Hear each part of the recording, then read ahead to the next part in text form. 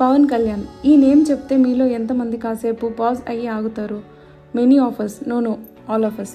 Weather we are haters or followers of him, irrespective of the opinion on him, ఆయన పేరు వింటే మనం మాత్రం అలర్ట్ అయి ఆగుతాం. ఫిలిం ఇండస్ట్రీలో ఎంతో క్రేజ్ ఉన్న ఆయన పాలిటిక్స్లోకి వచ్చి 10 years అయింది. పాలిటిక్స్లోకి వచ్చినప్పటి నుండి కూడా ఆయన ప్రజలకి సేవ చేయాలి, నిర్భాగ్యుల్ని, సేదకోరి వచ్చిన వారిని ఆదుకోవాలి, ఇబ్బంది పడుతున్న వారి కోసం పోరాటమే తప్ప ఎప్పుడు కూడా పదవి కోసం ఆరాటం చూపలేదు. కానీ మన డెమోక్రటిక్ సిస్టంలో పవర్ స్టార్కి అయినా సరే పొలిటికల్ పవర్ కావాలి ప్రజలకి సేవ చేయడం కోసం. So point is, Pawan Kalyan future CM అవుతారా?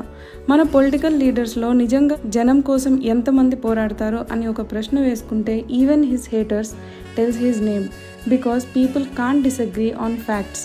మిగతా పొలిటీషియన్స్ పేర్లు తీయకపోయినా వారు జనం మీద ఆస్తులు సంపాదించుకుంటుంటే పవన్ కళ్యాణ్ మాత్రం జనం కోసం ఆస్తులు అమ్ముకుంటున్నారు. ఒక పొట్టి శ్రీరాములు ఒక్కడే వచ్చి కూర్చొని దీక్ష చేసినా, ఒక కలాం ఒక్కడే మొదలుపెట్టి ఇస్రో నుండి రాకెట్ ఎగరేసినా, ఏదైనా ఒకరిగా ఉన్నప్పుడు హేళన, అవమానాలు తప్పవు. అయితే ఒక విషయం మీద దృఢంగా పట్టుదలతో నిలబడి విజయం సాధిస్తే అందులో ఉన్న గుర్తింపు గుంపులో చిన్న చిన్న విజయాలు సాధించినా రాదనే చెప్పాలి. ఒకరోజు ఆయన సీఎంగా అయి తీరుతారు అని మీలో ఎంతమంది అనుకుంటున్నారు? కమెంట్ చేయండి. Thank you.